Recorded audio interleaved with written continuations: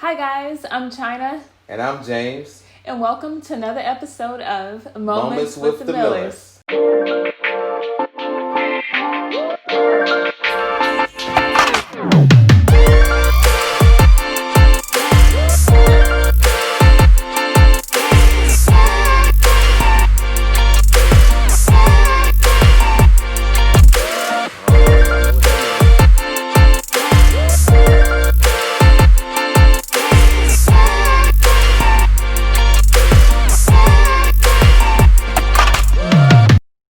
James and I are making this video after days of just tears, anger, frustration.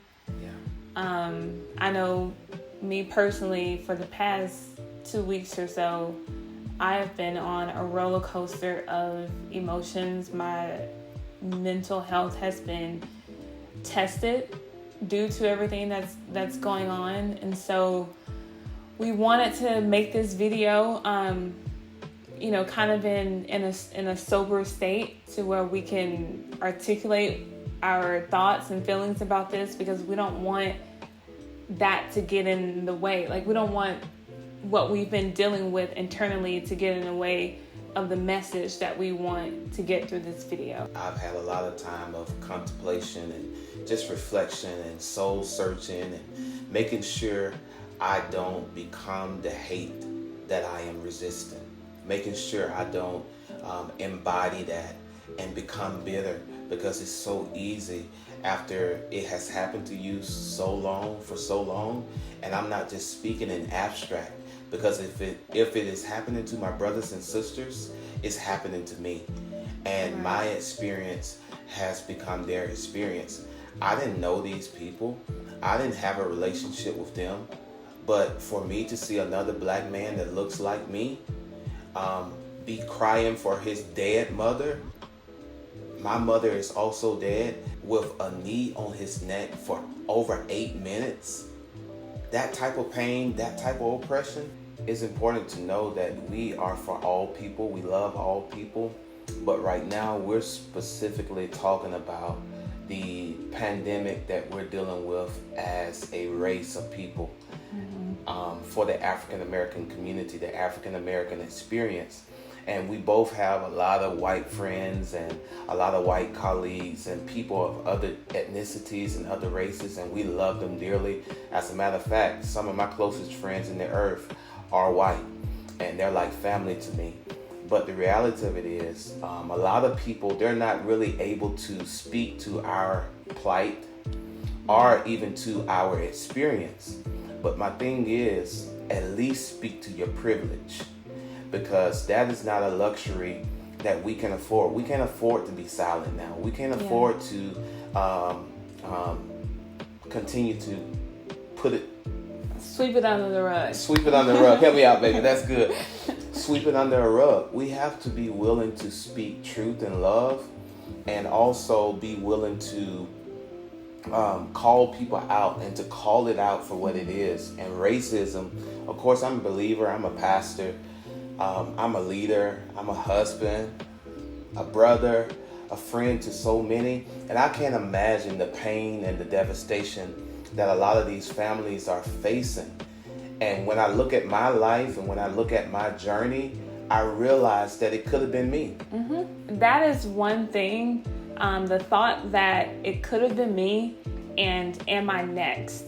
Because even as, as a black woman, I mean, we've seen a lot of our black men being killed due to this sort of thing, but it's also our black women. Like, we're not exempt, whether we're a male or a female, whether we're educated or whether we are in diverse crowds, none of that exempts us. Because between me and him, we pretty much touch every different, subculture that you can think of.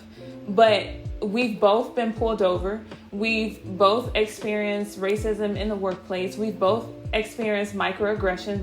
All these things still happen to us, regardless of how educated we are, regardless of how intentional we have been to diverse our circles. none of it exempts us. And so I think when we bring it down to the thought of am I next, or it could have been me, like, it really does hit home, and it's not something that we're just kind of advocating for because we think it's a good cause. No, like, this is us. We're protecting us. But that's exactly. That, like, when you talk about privilege, those are the things that we don't have the privilege of not worrying about. We have to worry about these things because this is the current state, and has been for several hundreds of years, that we live in, to where we have to worry about what it's going to be like for my black or brown kid to grow up in a society that immediately looks at them as a threat because of the color of their skin. And you said something that was so powerful, because you can do everything right. You can try to do everything right, but that doesn't exempt us from having to go through the racial injustices and the inequality and the feeling of feeling lesser than, are inadequate, are incompetent because of the color of my skin. If you say that you love me, how in the world, if you love me and value me as a person, will you not be able to speak up for that type of injustice, that type of police brutality? And we're not saying all police are bad. No, as a matter of fact, I have a lot of law enforcement in my family. We're not saying this is the majority of a group of people. Right. This is not a generalization thing. Right. So but because it does exist, period, we have to talk about it. I want to just share a scripture that I've been thinking about this week and the last couple of days. And it's out of Ecclesiastes 3:7. And it talks about how there's a time to mend and there's a time to tear down, but it also talks about how there's a time to be quiet and a time to speak. And if never a time in America, the time to speak is now. The time to address this is now. Because what we're seeing happen, not only in America, but across the world, is just the underbelly of a system of oppression that has happened to a people group for so many years. And we're tired. I don't know about you. I'm exhausted. I've had every feeling known to man over this past week. You know, just thinking about my quality of life, just reflecting on the moments to where I was treated unfairly because of the color of my skin.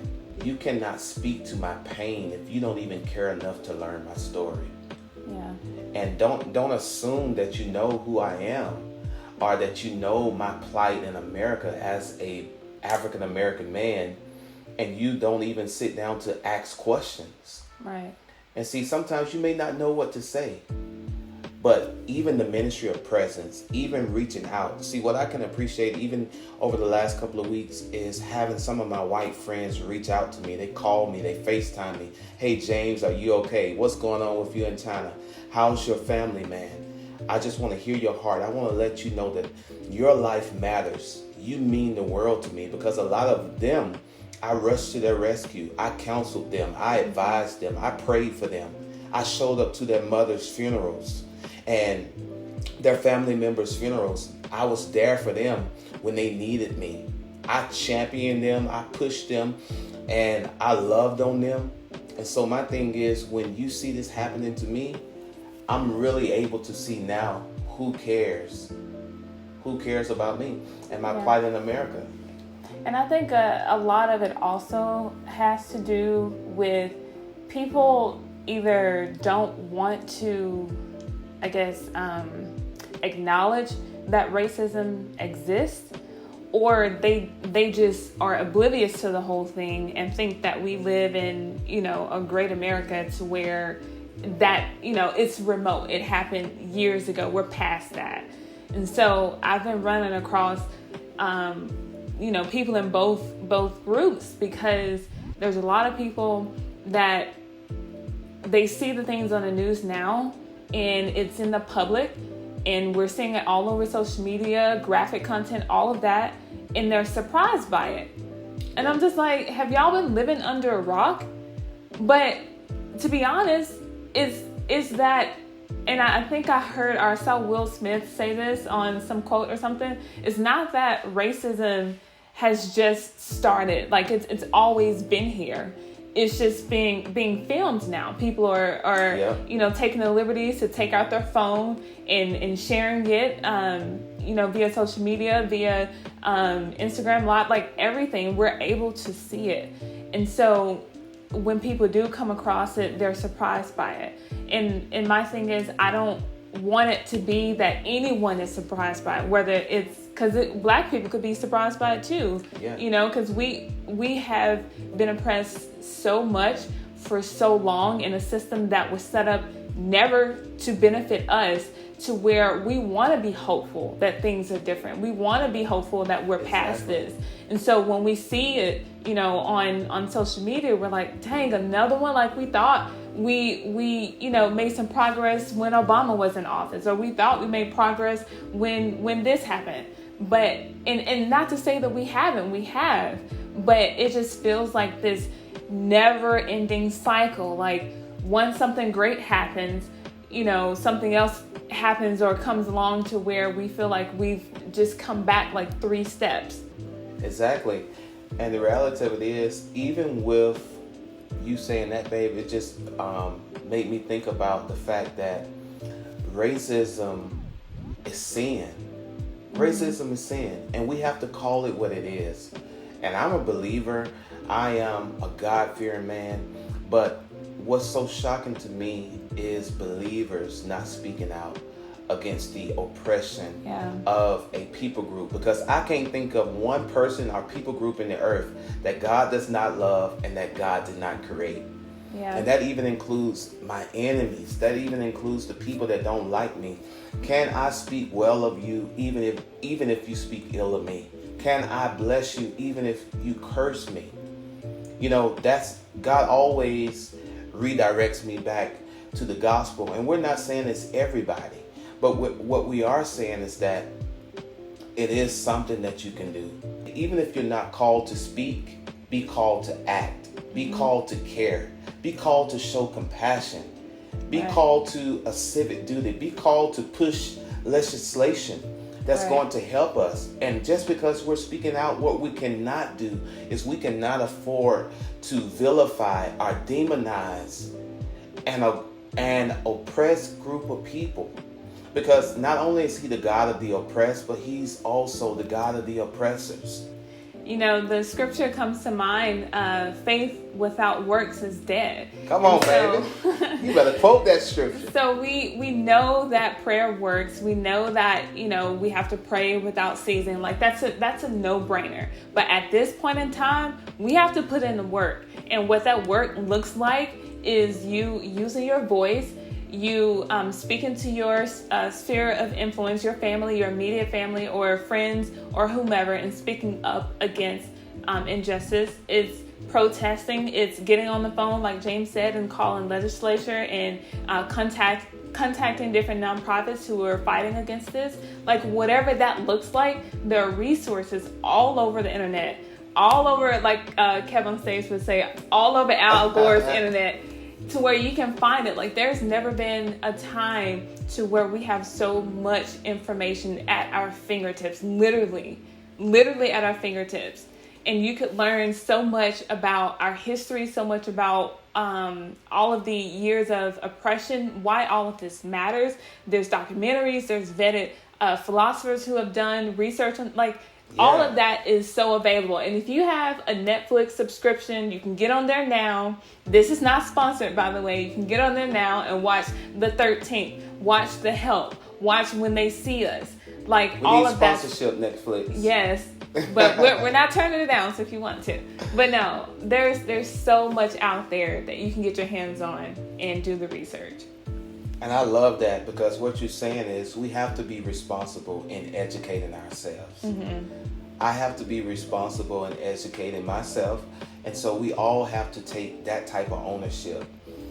This is just not a Black people problem. This is not just an African American problem. Ignorance is not a luxury that we can afford on any side. You can't be blissfully ignorant right now, because I know the saying ignorance is bliss. Yeah. No, ignorance is violence at this point. Yep, just like silence is. Silence is violence, ignorance is violence. I like that. I like that. If you are ignorant for whatever reason, and we're not saying that to be disrespectful, ignorant at its very purest definition, meaning not having all the facts or the information, that speaks to another level of your privilege, because we don't have the privilege of being ignorant to this because we have to live it. And the very fact that you don't have to live it, speaking to other, racial groups, ethnicities who aren't currently dealing with this, that's another part of privilege. The fact that you don't have to live with it, the fact that you don't have to acknowledge it if you didn't want to. Of course, it wouldn't be helping with the issue, but your life doesn't depend on it. Our life does. But then we also have to be willing to say that, you know what? I understand that Black lives do matter. And that's just like me saying, speaking to ovarian cancer and other people, well, breast cancer matter and it's like, prostate cancer matters. Duh, we know understand that. But I am an advocate, and I'm speaking to ovarian cancer because it has affected me. My mother is in the grave due to ovarian cancer. Listen, if you showed up to a breast cancer rally or a breast cancer walk talking about some prostate cancer matters, everybody's going to be looking at you like a fool. Exactly. And this is exactly the same thing. Exactly. That's all we're saying. That's all we are saying. Just try to listen, understand, be an ally where you can, step in where it's necessary, speak up, share, all of that. Shout out to allies, baby. Oh, yes. So, speaking of allies, you may have noticed that we're wearing these fly tie-dye shirts. James has on this black bleach shirt, and I have on this cool sort of psychedelic tie-dye shirt. But our friend Taylor out in Houston, Texas, did these shirts for us. Shout out to Taylor. Yeah, Taylor's one of our dope white friends.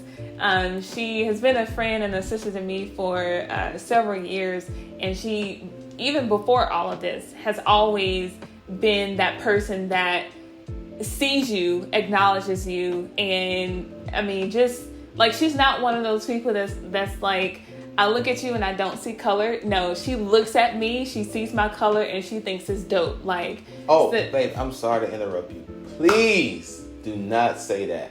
You do not see color. Oh, yeah. It is okay to see color. It's okay to celebrate diversity. God created color. He created diversity for his pleasure. When we hear people say we don't see color, it's like you saying, oh, you're just like me. When we go into places where there's not many people that look like us, we have to kind of like be chameleons to fit in and like dumb down our blackness so that we can fit in. So like when people say, I see you, I don't see color, that means that you don't acknowledge that I'm different from you. You don't acknowledge that I have a separate culture than you. And that kind of downplays like who you really are.